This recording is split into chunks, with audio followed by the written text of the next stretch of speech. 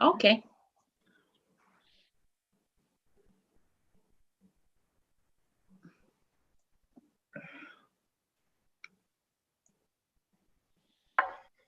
Hear ye, hear ye, hear ye. All persons having anything to do before the Honorable, the Justice of the Massachusetts Appeals Court, now sitting at a diverse location within and for the Commonwealth.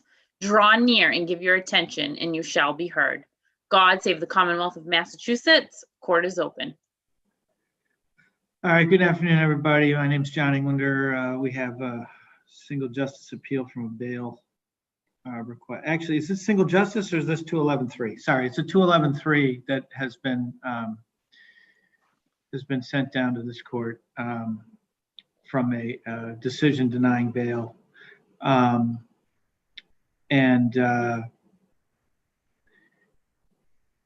Why don't we start with the petitioner?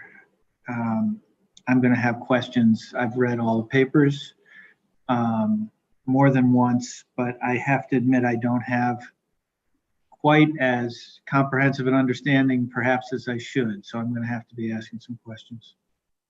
Okay, Counselor? Yes, good afternoon, Justice Englander. First of all, I want to thank you for taking this petition on behalf of my client, who has now, as of today's date, been held over 680 days without bail. I know that you're familiar with the with the briefs that have been submitted, so I'll get right to the analysis that I would like the court to take. And we have certain undisputed facts. Number one, the petitioner, the defendant, was arraigned on April 19th, 2019. The first status date was August 27th, 2019. That's 130 days. All right, That's, hang on for a second. That's undisputed. Hang on for a second, counsel. So somewhere I read that a judge said that the 180 days didn't start until May. Why is that? And is that correct, and why is it? I disagree with that. If you read the statute says that no one shall be held in Superior Court under 58A for longer than 180 days, less excludable time. So when he came into Superior Court and was arraigned on April 19th, he was held without bail pursuant to Section 58A. He had been held almost 120 days in district court prior to that. So he actually was held since January 31st, 2019 in district court. He was finally arraigned 3 months later, and on April 19th. When was he first held? January what? 31st. Of 19 in district court. Yes. So then he's arraigned in Superior Court on April 19th, and he's held without bail under 58A at that time? Correct. So why does the judge say it doesn't start till May? I don't understand. My understanding, and I cannot accept these representations that a judge said that. I'm not privy to that, I should say. He should be. If you look at the statute, it says very plainly, he shall not be held longer than 120 days in district court, nor or 180 days in Superior Court. So he had been held almost 120 days in district court, then continued to be held in Superior Court. Okay, and then on May, and then on May 14th. Campbell, why do you think that the time doesn't start till May? Thank you, Your Honor. So just to be clear, the defendant was arraigned in May 16th, I believe, or 17th of 2019, and he was found dangerous May 31st of that year. The reason the clock starts anew, I would suggest, is due to the interpretation of a series of cases. I can provide the court with the cites. First being Finn v. Commonwealth, 42 Mass 817 at 822. That's a 2019 case. Hang on, you got to go slower. Finn is, what's the site? 482 Mass 817 at 822. And that's a 2019 case. Polanco, which is 92 Mass Appeals Court, 764 at 767. That's a 2018 case. And perhaps the most on point is Murchison, which is 428 Mass 303 at 307, which is a 1998 case. So what's the contention? I mean, if the rule says you can't be held more than 180 days in Superior Court, and he truly has been held from January 1 of 19 until sometime in August, hasn't his 180 days already expired? No, Your Honor. So he was first held on a district court docket, which is treated as an entirely separate case from his indictment and arraignment in Superior Court, on which I believe he was indicted on additional charges beyond what the original district court charges had been. And Rule 36, for example, the clock starts anew when one is arraigned in the Superior Court. And it's by that basis. And you say that based on case law? Yeah, Yes, Your Honor. I believe that specific case is Polanco that states that the Rule 30. It's either Polanco or Finn, but it's one of those cases that explicitly states that the Rule 36 clock always starts anew in the Superior Court. Additionally, it's Murchison that explicitly states, because the Superior Court docket is an entirely new criminal arraignment and indictment, a 58A hearing must be held again, even if a defendant was held in district court pursuant to 58A. So it's the combined reading. That construction of the law by the Commonwealth, you can hold them 119 days in the district court and then 180 days in the Superior Court, total of 300 days under 58A. That's correct, Your Honor, because that's what the court. Your Honor, it's for different criminal cases, and that is what the law explicitly permits. That's not the Commonwealth's contention. That's what the law permits.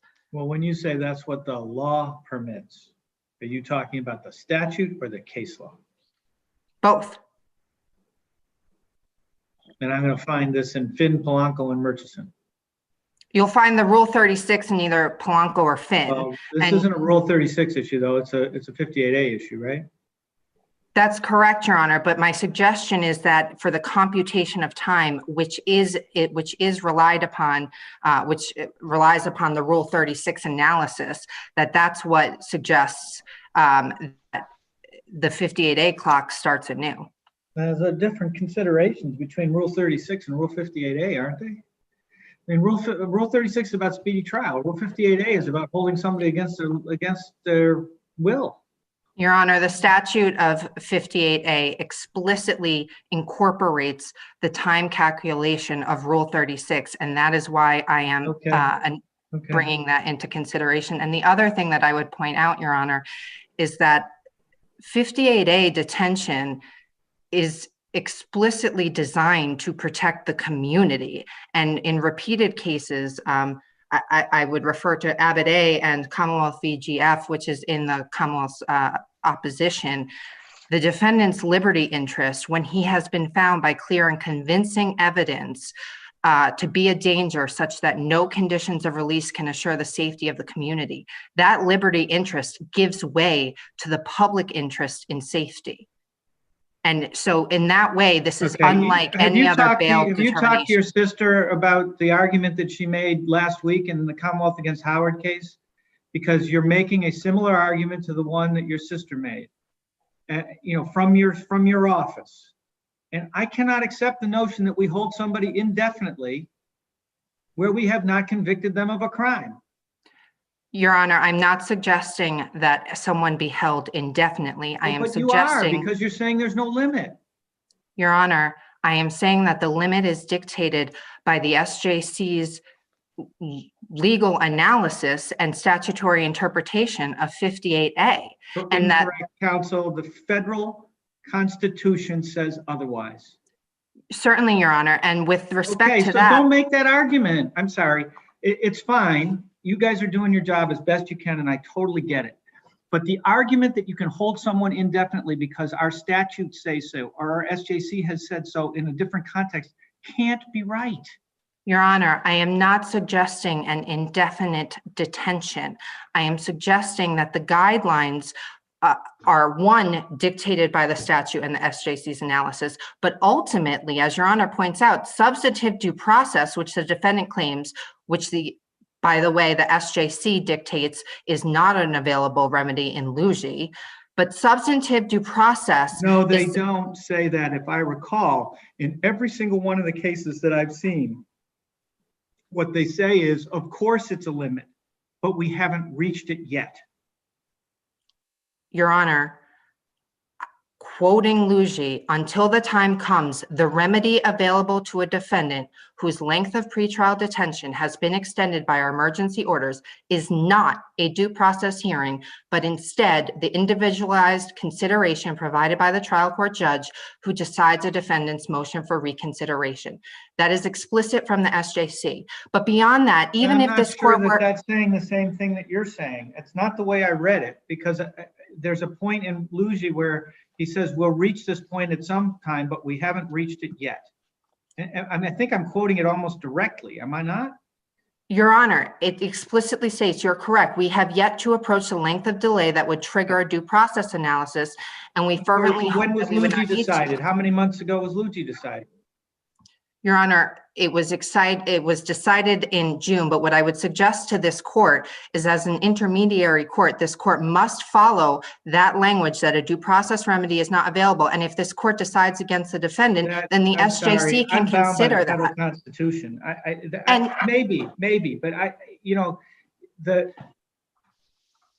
you did an excellent job in your brief, and I'm going to question counsel pretty extensively about what the history here is.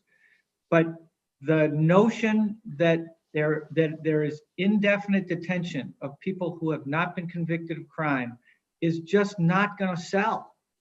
Your Honor, may I address the substantive due process under the federal considerations, which is that the pretrial detention must be dictated by one, reasonableness, and whether or not it shocks the conscience. And that's right out of, I believe it's Johnson, that discusses pretrial detention in the context of 58A and incompetent defendants. That case is relied upon in Abbott A by the SJC. And with respect to whether or not this is reasonable or that it shocks the conscience, which is the language used in Commonwealth v. GF, I would suggest that that cannot be the case here, where almost the entirety of the delay in bringing this defendant to trial is directly attributable to the defendant, because here the Commonwealth has, from the very first trial date, been ready, willing, and able to. Slow down. I understand the argument. And I want to examine what you just said, because I want to make sure I got the facts. Number one, you say, ignore the first 3 months because that's a different criminal case. In fact, neither one of you put it in your briefs. So it seems to me that I do ignore those first 3 months. So we're in agreement that he was arraigned April Tuesday 19th. on May 16th. He says on April 19th. I would like to know, do we know which day it is? I unfortunately, where I'm on the screen here, I can't pull up, or if I pull up. Is it in his box? Would it be in his box? No, it would be. I have it on the docket, Your Honor. Sheet, on the Appendix A. If I can just have a moment, I have it here. Sure. It's I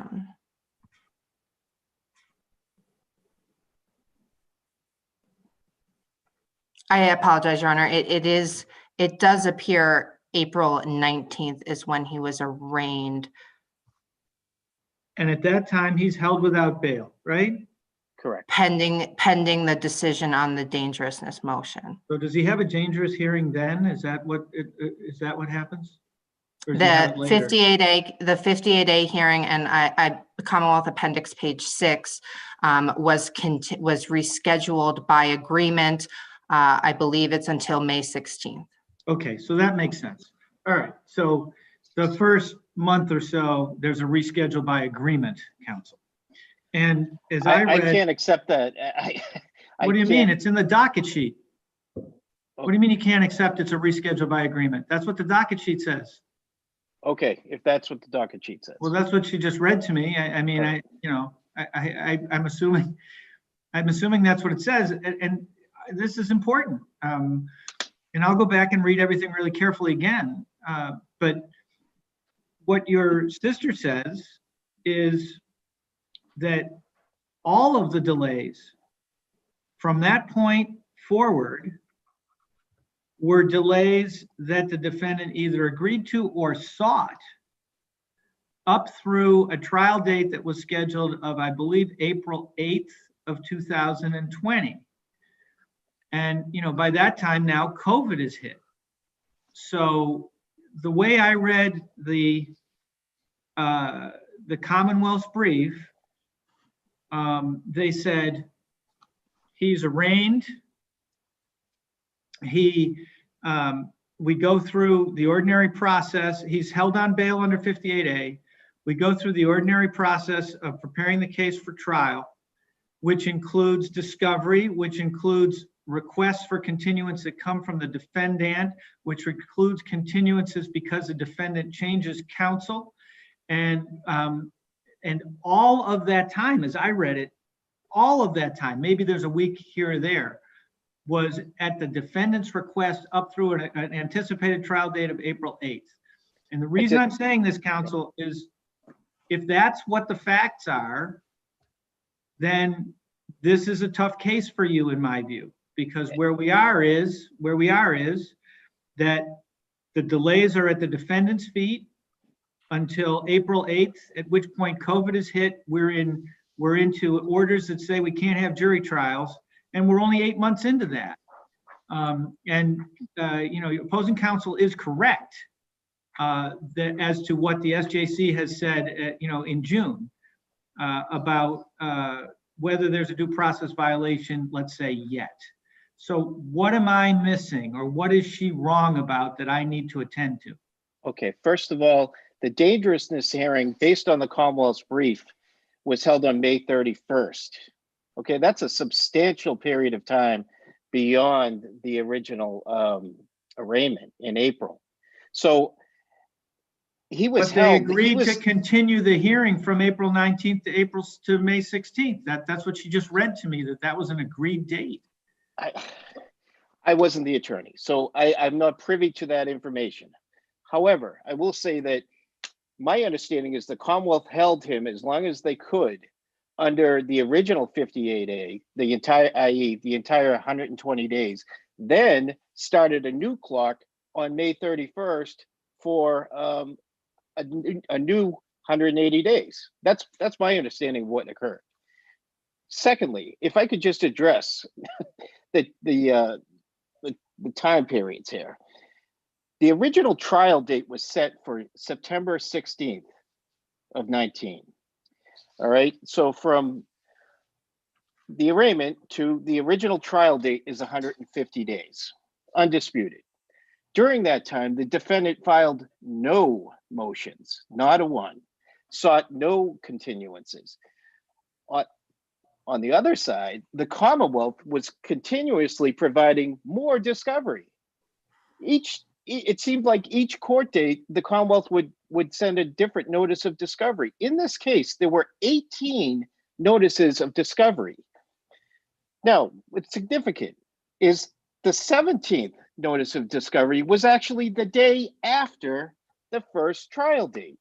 On September 17th, the Commonwealth provided its 17th notice of discovery, and they provided a SAR report, which is a suspicious activity report. Now, what's significant about that is 2 days later, defense counsel has to withdraw because of something that apparently, and the district attorney has not gotten back to me on what that SAR report, which was impounded, was all about. But apparently it referenced the attorney as a possible witness. So she had then a conflict, and she then went to Judge Kaplan, and there was an ex parte hearing on November 6th. Now at that point in time, we're at 200 days. Well, we're well past 180 days. The Commonwealth introduces the SAR report, causing the defense attorney to withdraw. Now, the Commonwealth is not done providing their discovery. which is very problematic, Your Honor. They don't provide all the discovery until March 13th, 2020. Now, that isn't entered into the docket. And in fact, the Commonwealth didn't send a cover letter with that. They hand-delivered it to my, ADA Tochka hand-delivered it to my office, and she sent me a text saying, oh, I just dropped off some more discovery. Well, that discovery is mandatory discovery because it indicates that these young women were posting both before and after they met the defendant. And so there's photographs, which is all relevant and which is material. When was that provided? 14. When was that provided? Not until March 13th of 2020. Do you have any indication that they knew of that information before they provided it to you? I mean, these are, as I understand your presentation, counsel, this is information that appears in third-party documents, other postings, there's nothing that suggests that the Commonwealth was delayed. They have Brady obligation to provide it, right? So this was recovered from the phones. They did a search warrant of the phones, and this was recovered. That's my understanding, based on, and I'd have to pull it up, but it came from detective, one of the detectives in the. Well, now I think we're unit. Farther into the weeds than we need to be. Okay, well, can I it's just simple. back up? Counsel, Yep. Can I just back up for a second? Here's what I now understand the significance of the date, May 31st. That is actually the date that I think Judge Brieger entered her order finding 58A dangerousness. And I suspect that she entered that order on that date because it was precisely 120 days from the first date that he'd been held in district court, so that no one could claim that there was an issue with that. I also understand why the contention is that that's the date to start the 180 days. I don't know whether that's right or not, given that he'd been arraigned in Superior Court over a month earlier. I don't know that. I'm just saying I now understand the significance of it, having sort of had this piece together. Secondly, the Commonwealth says the defendant moved to continue the trial date on August 30th of 2019. August 30th is, under any reading, less than 180 days. And at that point, as I understand it, that tolls the running of the 180 days, doesn't it? Because it's excludable time.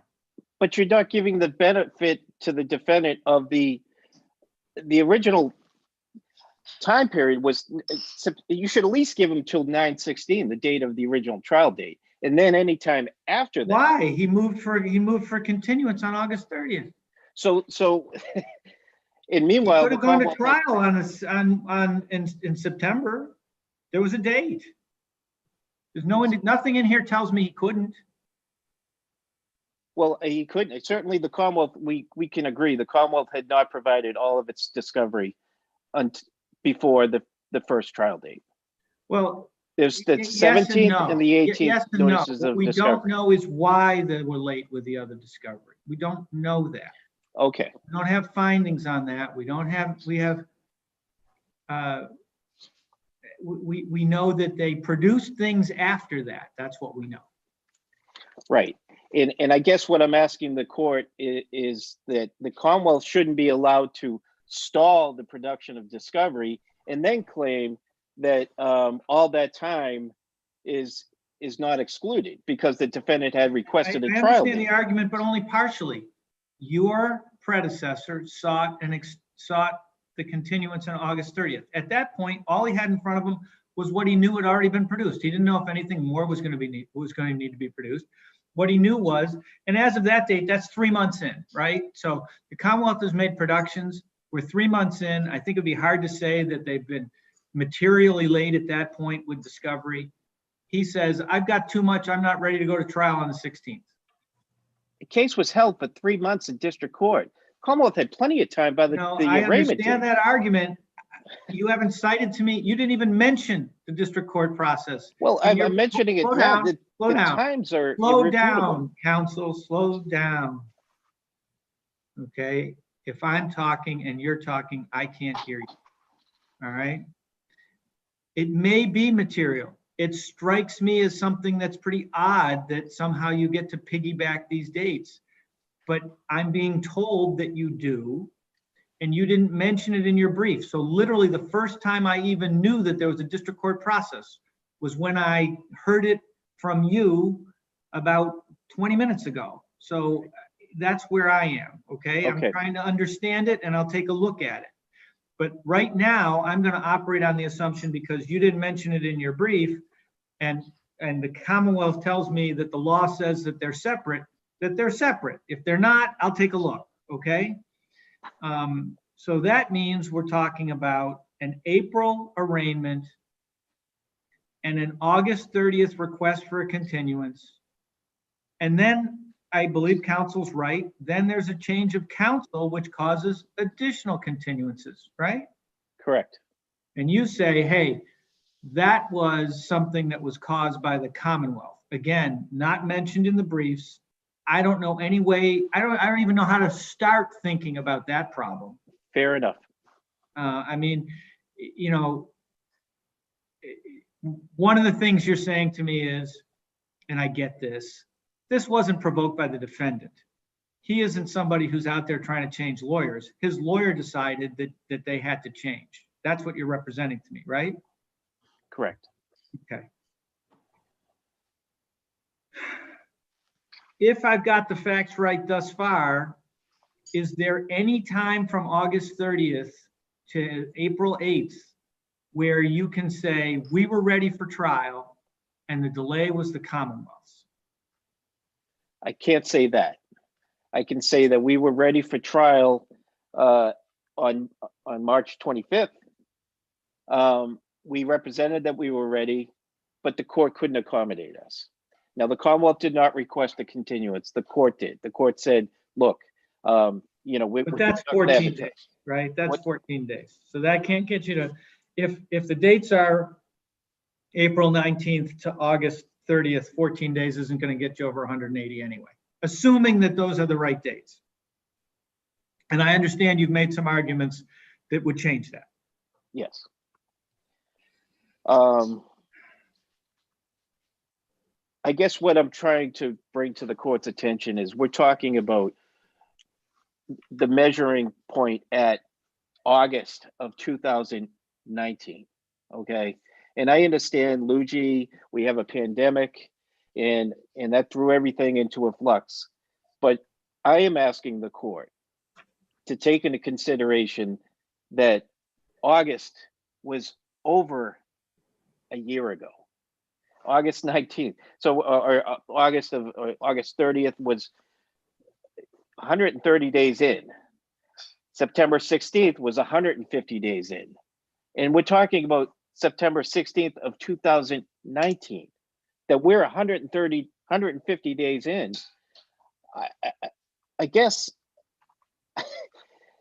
now it becomes a due process issue, because citing Abbott A and Mendoza, which the Commonwealth cites too, it states very clearly that detention under 58A was not intended to be long. It was intended to be short-lived and ending in a speedy trial. That's the cases that the Commonwealth cited. So this is not short-lived, ending in a speedy trial. And now, because of circumstances which are out of the Commonwealth's control and out of the defendant's control, the defendant is being held well beyond the statutory mandated 180 days. If the legislature intended that, it goes a year or 2 years, they would have said that. But instead, unlike Rule 36, 58A says you can't be held longer than 180 days, less excludable time. Obviously, if the defendant prolongs things by filing motions and seeking psychiatric care and whatnot, obviously that tolls the time period.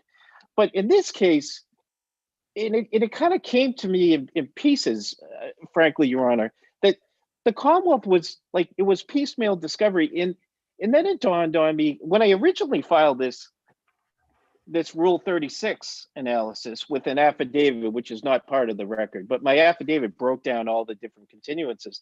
Judge Kaplan he really didn't fairly address it, in my opinion. But my argument didn't even take into consideration that the Commonwealth was not yet finished with providing discovery, because that occurred in March.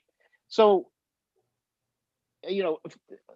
I didn't realize that until I'm going through all these 17 discs of discovery that I didn't have everything until March. And also, I didn't realize the significance of that SAR report. I don't even know what that is, frankly, Your Honor. I called the DA. She couldn't give me a response. She didn't call me back. What does SAR stand for? It's a suspicious activity report. All I know is that was filed on September 17th. 2 days later, the defense counsel withdraws, citing that in the reason on the record, and it was an ex parte hearing. And I would ask the Commonwealth to provide some insight as to what actually occurred, because I wasn't there, but she withdrew, citing, the fact that she had represented one of the parties previously. So, and again, I'm late to the game, but I've been playing catch up since I Counsel, do you want to address that? Your Honor, I'm not telling you have to, but if you want to address it, I'll hear. simply that prior counsel had, my understanding is, represented the defendant's father and knew that prior to withdrawing when she was appointed to the case, did not think that it would become an issue until I believe that SAR report was produced, which the Commonwealth was not seeking to use in any way, shape, or form as evidence of anything, but it did trigger for counsel, I believe, something that she felt was a conflict of interest, which is why there was then an ex parte hearing that I have no idea what transpired, but that is why the allowance was issued. So I guess at this point, I would move to the second portion of my argument, which is the due process concerns that this court should have, and that Lucien left open. Lucien was decided 6 months ago. They said, we expect that trials will resume in the fall. I mistakenly wrote the spring, but in the fall, they thought that trials would resume. Well, that clearly is not going to happen. So, and Lucien contemplated that, look, if it becomes an issue where people's constitutional rights are deprived, then we'll address that at a later date. Well, here we are now in the second wave of corona cases, and the governor has made further and further restrictions on indoor activities, leaving us to conclude that no one can say with certainty when jury trials will commence in Suffolk County. So I think when I heard that, coupled with the fact that I discovered my client was in quarantine because of the infestation of cases. You don't contend that your client has any particular specific COVID related? No, I don't. And I know, because I've read Nash more than once, that that's not dispositive. I get that. Okay. But specific adds to the concerns with COVID. Right. I just thought, in fairness, Your Honor, I'm doing everything I can on behalf of my client. You saw his record. He doesn't have a history of violence. He's a small-time drug dealer, if you want to know the truth. Okay. But he's accused of rape. He's accused of assault on 6 different women. Right. And apparently, and obviously I haven't read this. Apparently that's testimony taken under oath before grand jury. And counsel, I understand your point that that's not been subject to cross-examination yet. But you have a finding from Judge Brieger that your client is so dangerous that no set of conditions would be sufficient to let him out. And that was after, I think, a pretty extensive hearing. I'm gathering that you were not present for that No, I predates wasn't. your time, right? Yes. And I agree with you that you're doing everything you can to help your client, counsel. You're doing a good job.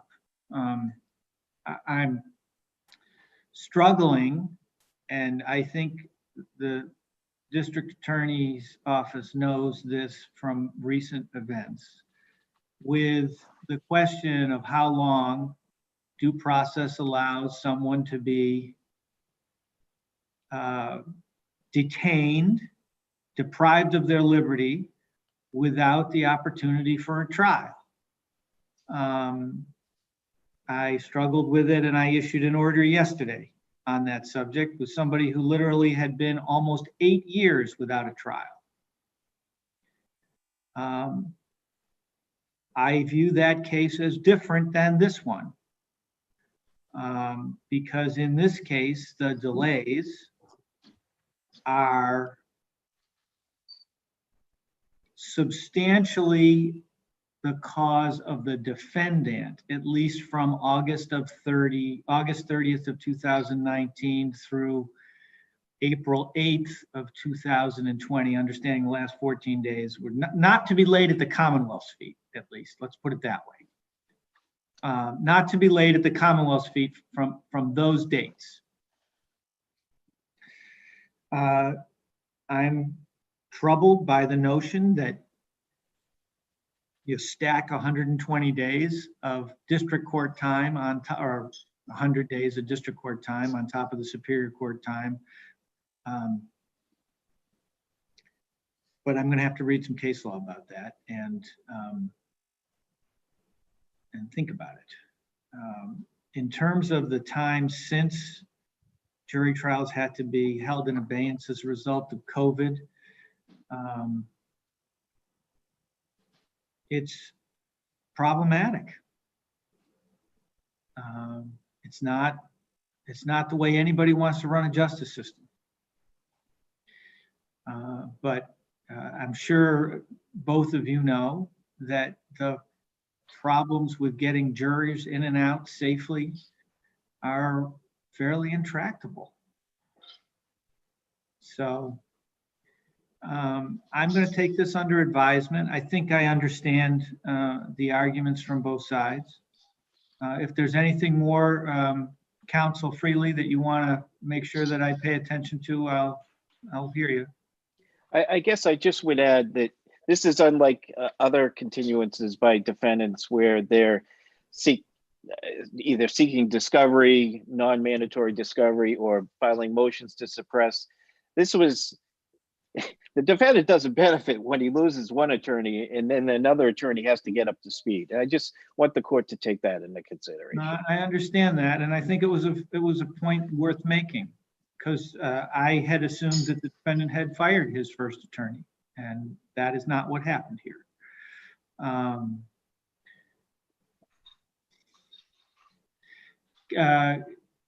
Counsel Campbell, anything you want to add?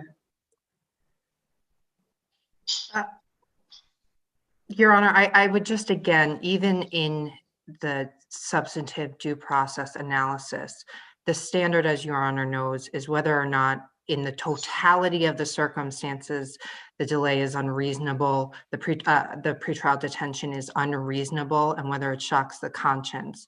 And in this specific circumstance, I would suggest that that cannot be the case, where much of the delay, in fact, the two requests for continuances of the trial date were specifically at the request of the defendant and done with the agreement of the Commonwealth. And his failure to object at any point to any with the courts being attentive to the fact that they wanted to get the case tried. Yes, Your Honor. Yeah, I understand. I think I understand the record. There was only one request of the continuance of a trial date, not two. Well, but wasn't there a delay that was requested? I stand corrected. I did ask for a continuance when I came onto the case. Yeah, I think that's what she's referring to. Yeah. Okay. Thank you both. Thank you for your professionalism. I appreciate it. I will Thank you, Your Honor. Get an order out with as rapidly as I can, but it's been a very busy month. I appreciate that. Thank you, Your